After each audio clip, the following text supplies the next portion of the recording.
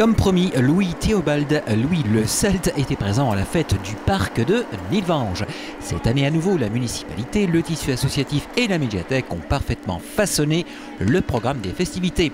Art, terroir, artisanat, spectacle et contes, art déambulatoire ont poussé parmi les nombreuses espèces arboricoles du parc. Si Louis Théobald maîtrise le feu et le fer, cette fête était pleinement maîtrisée également. Bien évidemment, son succès n'était pas par avance gravé dans la pierre, mais il s'avère qu'il était au rendez-vous comme chaque année d'ailleurs. C'était un petit jardin avec un rouge-gorge dans son sapin, avec un homme qui faisait son jardin.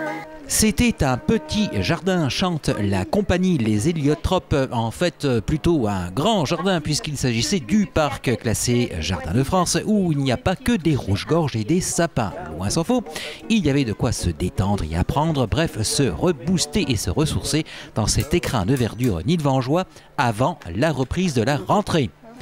En suivant le fil du programme ou la corde de l'acrobranche pour les plus courageux, il y avait de quoi contenter le plus grand nombre.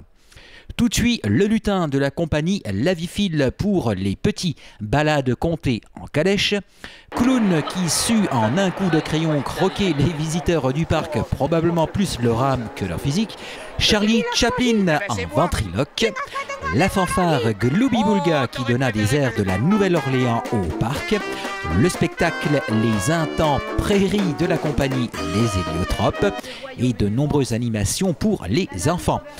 Animation de la journée assurée par Mixlor, la radio locale. Bref, côté animation et spectacle, tous les ingrédients de la réussite furent donc présents au parc.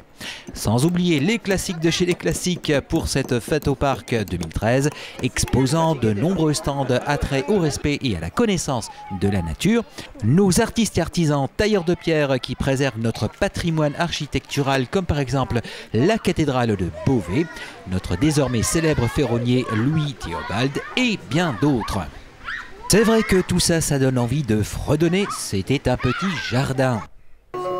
Près du jardin passe un homme qui au revers de son veston portait une fleur de béton.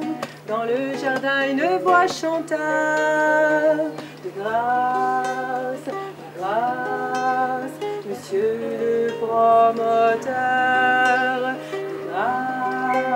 de grâce, préservez cette grâce, de grâce, monsieur le promoteur, ne coupez pas mes fleurs. Et c'est sûr, on n'a pas envie dans un tel endroit qu'un promoteur s'y mêle. Allons, montons donc en calèche, laissons faire le temps et vivement l'été prochain où le parc de Nilvange sera à nouveau en fête. D'ici là, portez-vous bien au gré des animations nilvangeoises.